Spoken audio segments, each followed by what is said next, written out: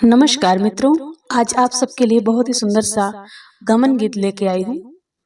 जैसा कि आप लोग जानते हैं, इस टाइम पे जो शादियाँ होती हैं तो एक ही साथ सब हो जाता है। पहले के ज़माने में जब शादी होती थी तो शादी होती थी, फिर गमन होता था, फिर रमन होता था, फिर अनहोनी, फिर पठौनी, ऐसे करके बहुत सारा रस्म होता था शादी के बाद भी।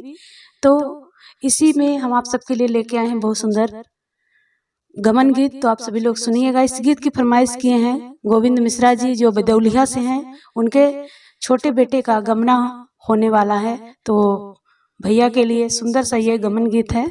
भैया का नाम है शिवम मिश्रा जी। तो आइए छोटे भैया के लिए सुंदर सा गमन गीत, सुंदर गीत ये कैसी लगती है कमेंट में आप लोग अपना आशीर्वाद दीजिएगा। आइए सुनते हैं। धन्यवाद। बैठे बाय कर पेड़ हो कटीले त फूलवा सुहावन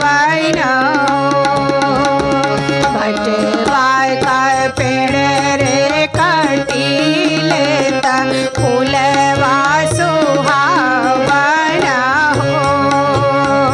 बैठे बाय का पेड़ रे कटीले त फूलवा सुहावन